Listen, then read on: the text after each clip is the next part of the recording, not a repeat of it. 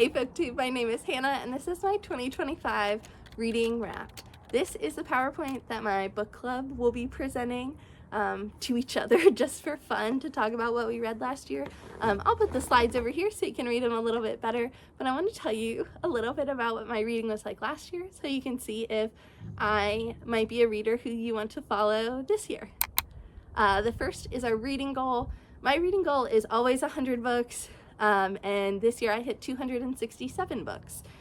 My reading goal will continue to be 100 books because for me, that's like a pretty decent, easy, attainable pace because I do read a lot and I read very quickly.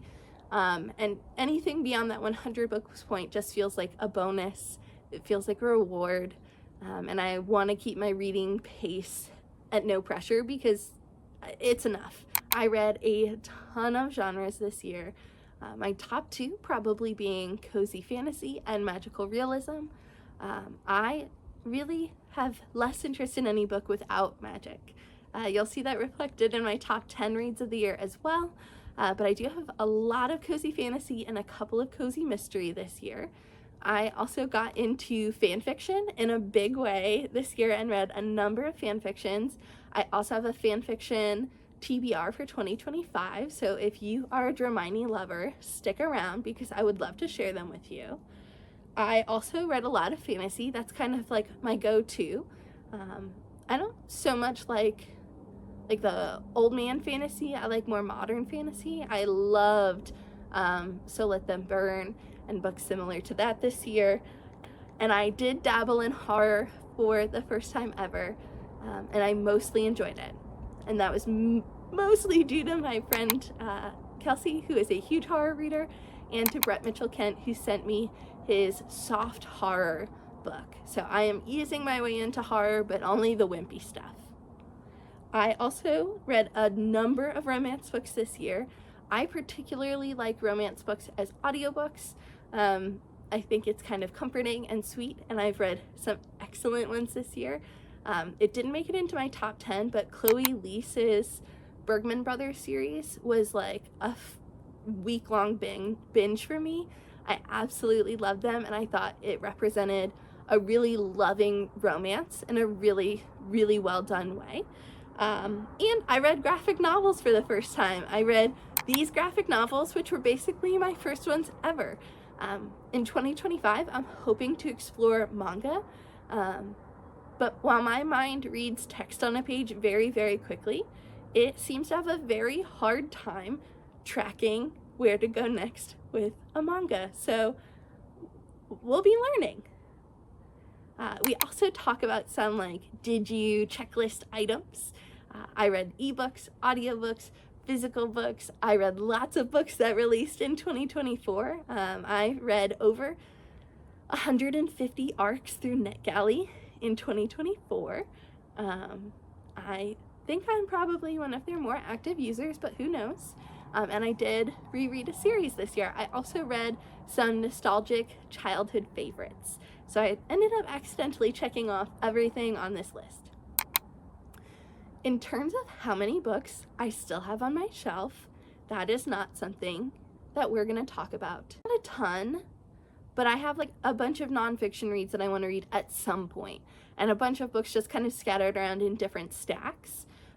Also, I started receiving publisher mail this year, which is amazing, but it's kind of like feast or famine for me. I either get a ton or nothing, so I am still working through those stacks, but we'll get there. And I mean, you can see it's cold and snowy here.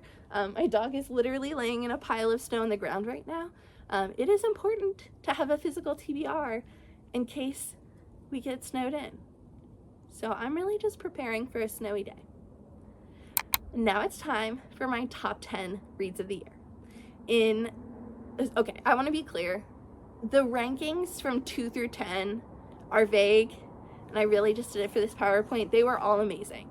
But what I put in 10th place was Eat, Pray, Hex, which is the beginning of the Crescent Moon Mystery series by Tara Lush. These are a cozy, witchy mystery series set in a town in Florida filled with psychics, and I absolutely love it. I just finished the 5th book 2 nights ago, and they've all been 5 stars for me. I love Amelia, who is like in her 40s, trying to figure out what it means to age, and I think it's done really beautiful. I also loved Drew Afualo's memoir, Loud. It came to me at the perfect time, and if you are a person who is trying to brace for the rise of misogyny that I think we will see under the new Trump administration, I would highly recommend reading or listening to that memoir. In 8th place was The Honey Witch by Sydney J. Shields. I read this entire book like laying in my hammock in the summertime, and it just made it absolutely perfect. I loved it, and I loved that the love interest had tattoos all over. I thought that was stunning. I loved it. In 7th place, I've put All the Young Dudes, which is a fan fiction, not a book, and it is a Marauders fan fiction, and it gutted me and broke my heart, and it was absolutely beautiful. In 6th place, I put Every Heart a Doorway, which is a novella recommendation I got from the Dog-Eared Book, and it has become one of my favorite series of all time. It's a novella series about children who get swept away to Fey worlds and come back, and they're trying to either get back to the Fey world that they were swept to or figure out what has happened to them. And every book has such diverse representation of like gender and disability and sexuality, and they're absolutely stunning all the way around, no complaints. In 5th, we have The Serviceberry by Robin Wall Kimmerer. You may recognize her from Braiding Sweetgrass. She's an absolutely brilliant Indigenous woman who blends her understanding of Indigenous practices with biological fact, and The Serviceberry is all about the gift economy in both nature and society, and I absolutely loved it. I also have Can't Spell Treason Without Tea. Rebecca Thorne is masterful. I love the cozy fantasy genre, and on top of that, I feel like this book has one of the most healthy queer relationships I've ever seen depicted in a book, and I loved it. Not to mention, there's a bookshop with plants in it. In 3rd place was The Phoenix Keeper.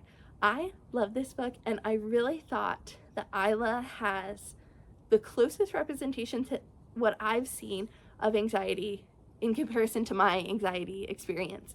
So I really resonated with her. I think she is at some points frustrating for people, but I felt like I really understood her and really loved it. And in 2nd place, I put The Disappearances of Draco Malfoy. Again, a fan fiction that was just beyond stunning. The writing was immaculate, and it felt like a better rewrite of the Deathly Hallows book. And in 1st place, House of Frank by Kay Sinclair. This was published in the first round of Bindery Books under Easy Cats Press, and it was beautiful. It is an absolutely stunning story about grief.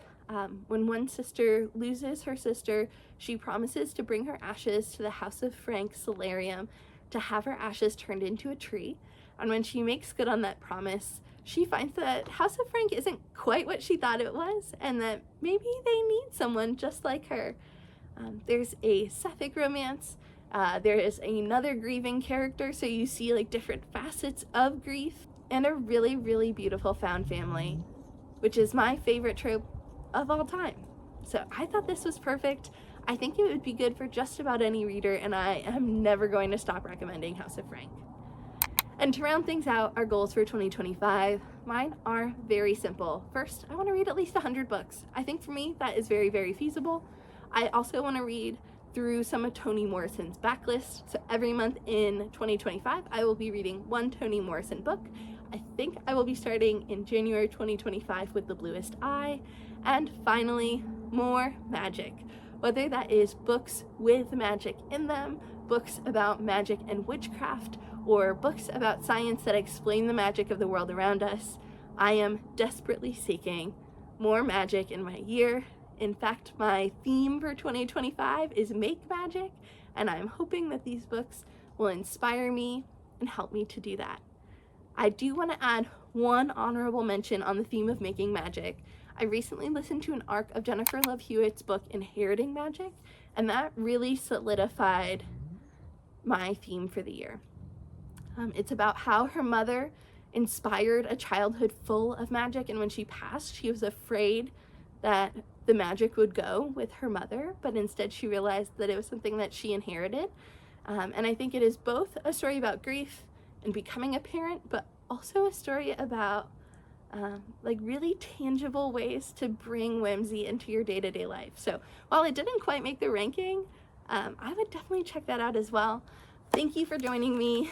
If you enjoyed this or you read books that are similar to the ones that I've enjoyed, go ahead and subscribe because I'm trying to figure out this YouTube thing.